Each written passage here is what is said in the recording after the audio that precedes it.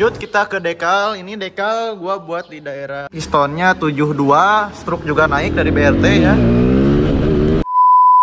Assalamualaikum warahmatullahi wabarakatuh. Kembali lagi bersama gua Pramayuda di channel Pramayuda.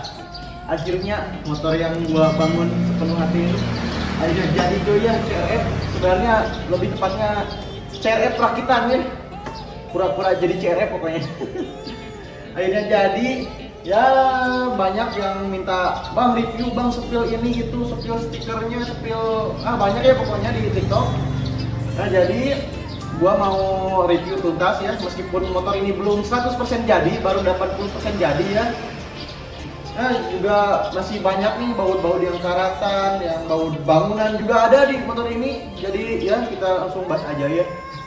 Mantap.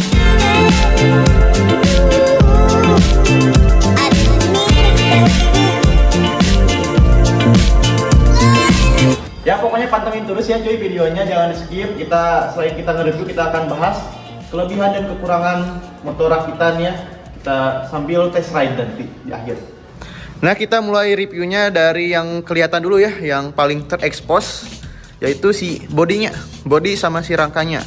Buat kaki-kaki nanti ya di akhir video, bukan di akhir video, di pertengahan akhir video lah pokoknya. Soalnya kaki-kakinya agak ada yang spesial ya. Nah ini untuk body, ini body pakai CR 450, tapi ini yang merek HRP ya, bukan CR 450 ori, karena itu harganya benar-benar mahal.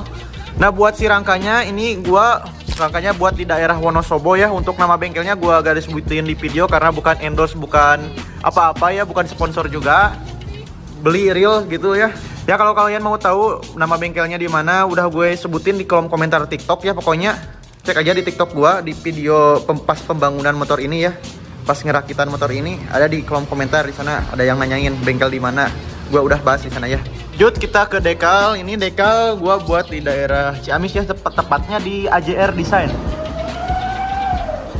Nah, ini dekalnya bahan chrome ya. Cuma ini udah ada lecet-lecet nih sedikit karena udah gua pakai terabas ya. Wajar ya lecet-lecet gitu di dekal, pakai terabas wajar. Lanjut kita ke mesin. Nah, buat mesin ini full spek 252 cc ya, karena ini pistonnya 72, stroke juga naik dari BRT ya. Nih yang tadi nih gue sebutin baut bangunan ya, nih baut bangunan nih. Ya pokoknya harus dirapihin lagi lah intinya mah gitu nih, banyak yang karat juga nih. Pokoknya si mesin 200 cc ya, piston 72, stroke naik. Di bagian headnya ini pakai head BRT ukuran 3631 ya. Ini udah all bronze dan udah porting CNC juga cuy. Si pair coupling pakai BRT sama si returnernya pakai BRT. Cuma si pair noken asnya pakai samurai Jepang cuy ya. Koko klep sama returnernya pakai BRT. Untuk si intake manifold ini custom nih, di dempul, bukan dempul sih, di lem porting karena penyesuaian lagi cuy ya. Ini buat si karbunya, ini karbu pakai BRT Superflow ukuran 34 cuy ya, dari bekasan yang motor kelek yang kemarin. Karet filter sama si busa filternya gua lupa pakai apa. Perasaan pakai KX ya pokoknya, tapi lupa pakai KX berapa gitu. Gitu cuy ya. Si magnetnya udah dibubut ya, gak tahu berapa gram. Ini untuk si kelistrikannya nih, siganya ini pakai BRT buat kelek ya, yang kemarin dipakai lagi di sini di motor ini. Kiprop ini pakai Tiger. Terus apa lagi ya? Nih ini yang menarik nih. Banyak yang nanyain, "Bang, sepil si jalur oil coolernya." Ini oil coolernya gak dipakai tuh ya cuy ya. Cuma pemanis doang, asalnya gua mau pakai, tapi setelah pakai oil cooler gak jarang gitu ya. Mesinnya ada yang gancet ya atau nge-gym karena si sirkulasi olinya gak terlalu deras ya ke si pistonnya, jadi harus dinaikin nih ke sini. Tapi ada juga yang bagus kok, jadi tergantung si pembuat jalur oil coolernya ya, udah pengalaman apa kagak gitu ya. Tapi kebanyakan sih gak pakai ya. Selain itu juga gue mempertimbangkan kalau terabas ya, misalkan jatuh nih penyok di si jalur olinya yang di sini nih, di sirip-siripnya jadi kepedet gitu ya, nggak lancar gitu cuy. Jadi nggak dipungsiin dulu, tapi nggak tahu ya ntar mau dipungsiin apa enggak, tapi nanggung ya. Seharusnya dipungsiin seharusnya ya. Ntar kita lihat aja. Nah untuk si oil coolernya gue mengaplikasikan satu oil cooler ya. buat satunya lagi buat nih wadah minum ya, atau wadah botol air minum. Jadi gini nih, pakai plat besi ya, terus bikin dudukan buat wadah air minum. Jadi gitu cuy. Untuk knalpot nih pakai Norifumi Whoops. Yang Whoops ya, bukan yang GTR. Whoops. Apa gua bilang tadi si kaki-kakinya agak spesial. Nah, kalau kalian ngeh, ini kaki-kakinya bekasan dari yang motor KLX yang sebelumnya cuy ya. Nih, ini juga nih pakai Scarlett, depan pakai MGV. Malahan tuh si kunci kontaknya juga masih Kawasaki ya. Nah, yang baru itu cuma di bagian sini. Ini cuy, yang baru di bagian di sini nih, mononya. Mononya ini bekasan copotan CRF 250 tahun tua, gak tahu tahun berapa ya. Dan udah di-upgrade juga nih di hidrolik suspensi. Iya kan, hidrolik kan? Iya, hidrolik suspensi. Ini pakai mono CRF 250 SE ya, copotan SE. Nah, lanjut kaki-kakinya yang baru itu si wheelset. Nih, si wheelsetnya nih. Si wheelset nih pakai Scarlett, full Scarlett ya. Scarlett. Yang belakang ukuran 350, yang depan ukuran 300. Nih, tromolnya juga pakai CNC ya, depan belakang CNC. Lanjut ke ban yang belakang ukuran 150/60 ring 17. Yang depan bannya ukuran 120/60 ring 17. Gear belakang ini ukuran 44, yang depan ukuran 15 ya. Ini pakai tensioner rantai KLX karena ini si kaki-kakinya KLX ya. Jadi si pengeremannya juga bekasan yang KLX ya. Yang KLX sebelumnya ini pakai KLX, depan pakai KLX. Belakang nih yang menarik nih. Ini pakai Supra ya, tapi merek lokal, merek OSK, pakai Supra. Si master rem belakangnya juga diganti ya, yang asalnya Scarlett gua ganti nih pakai produk import dari Cina. Ini diperuntukkan khusus buat CRF 250 cc ya, CRF 250R. Kenapa gua ganti? Karena buat ngejar look OM-nya ya. Jadi pas itu, jadi keseluruhannya kayak SE gitu ya, meskipun bukan SE sih. Kalau pakai yang ini nih, yang Scarlett, kurang pas, kurang masuk ya di konsepnya. Jadi gua ganti. Sebenarnya ini juga masih fungsi, cuma ya berkarat gini. Berkarat. Masih fungsi kok, masih fungsional, dan ini lumayan worth it ya buat kalian beli. Jadi kalau ada yang menanyakan, udah diganti berarti gak worth it.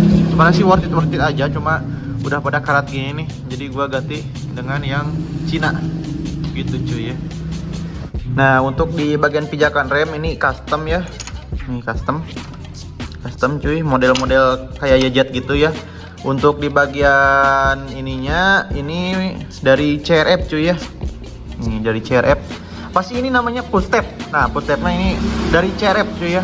CRF aftermarket yang besi. Pasang rangka, bodi, mesin, kaki-kaki, wheelset udah ya. Kita lanjut pembahasan yang lainnya. Ini si joknya nih. Ini joknya masih jok biasa ya, belum diganti. Sama ini si tulangan joknya ini besi ya, karena ini motor custom. Juga si tangkinya ini custom besi. Sama box filter juga nih besi. Besi nih. Besi ya, plat besi. Tapi tuh kurang rapi. Dari sananya ini set tangki, box filter sama rangka sama jok dari sana ya, dari Wonosobo. Ini lidahnya pakai lidah lumpurnya nih pakai KTM. Nah, buat si standarnya ini gak tahu ya, pokoknya ini standar pakai CRF ya. Banyak aftermarket yang nyediain standar gitu. Ke stang, ini stang juga pakai yang kemarin ya, bukan protopper tapi ini bungkusnya protopper. Ini stang pakai SND cuy. Ini benar-benar stang super kuat. Malahan mau pakai handguard ya, harus dibesarin lagi nih karena tebal nih si stangnya, harus dibesarin lagi lubangnya. Kupling sama handle rem pakai bekasan KLX ya yang kemarin. Nih yang lupa nih, si ini pakai CRF ya, si engine guard. Di bagian lampu ini pakai LED ya, ini mereknya Ibrig. Ya pokoknya gitu ya mereknya ini nih mereknya cuy. Nah, lanjut ke part-part yang lain nih, perintilan-perintilannya. Misalkan Unitrack, ini Unitrack pakai KLX ya, cuma agak di custom dikit supaya agak terlalu natap nih. Ini tuh, ini juga agak mentok kemarin tapi udah agak mendingan ya tuh. Perintilan-perintilan yang lainnya ini si saklarnya pakai drift ya. buat klakson, buat lampu, buat drifting tapi gak difungsiin. Buat si ininya, si gas spontannya ini pakai Domino, merek Domino. Ininya gak tahu ya, aftermarket tokonya ada banyak si tombol starter. Nah, jadi intinya di motor rakitan gua ini, gua ambil kaki-kakinya dari motor yang kemarin ya, yang KLX. Ini kaki-kakinya. Gitu. Jadi ini settingan kaki-kakinya KLX cuy ya. Buat rangkanya cuy ya, kayak gini. Buat si rangkanya. Ini ada yang menarik nih rangka nih.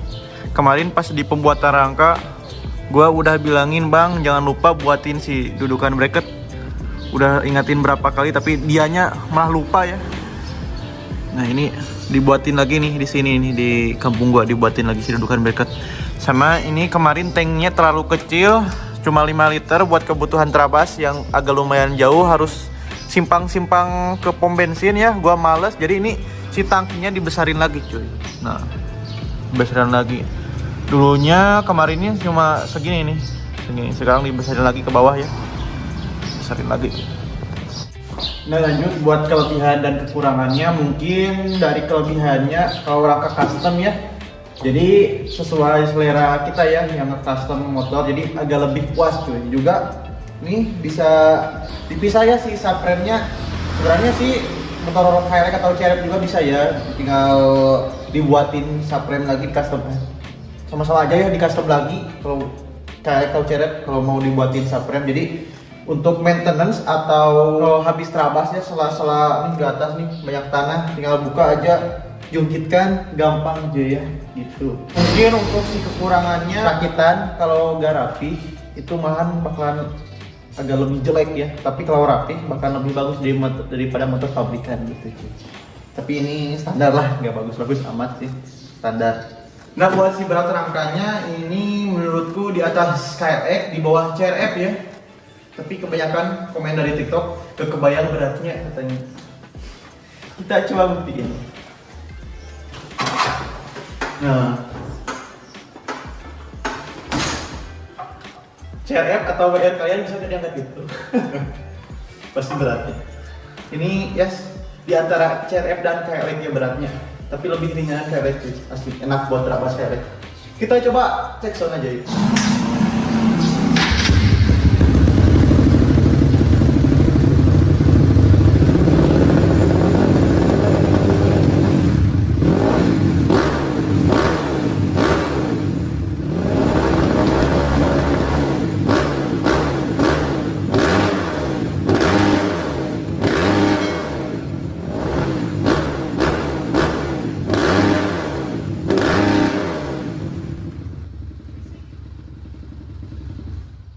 Ya cuy, reviewnya mungkin segitu ya. Kalau gak lengkap gua taruh di kolom komentar video ini ya. Kita langsung aja tes jalan. Ayo. Oke, kita lanjut ya ke si tes ride-nya. Bismillahirrahmanirrahim.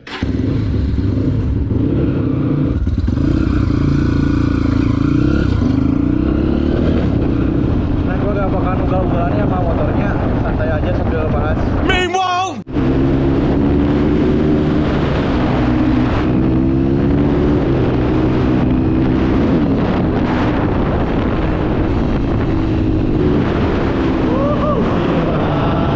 Nah, tips juga ya buat kalian yang pistonnya besar, pokoknya 68 ke atas buat harian.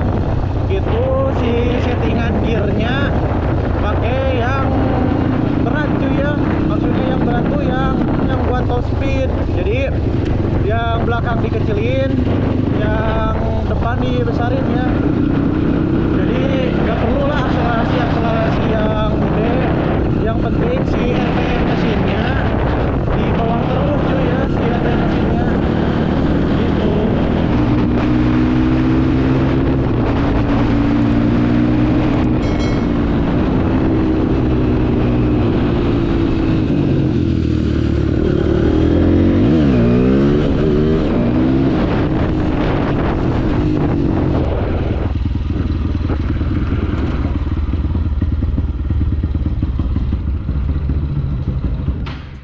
Nah jadi mungkin gitu ya untuk test drive-nya. Kita lihat motornya.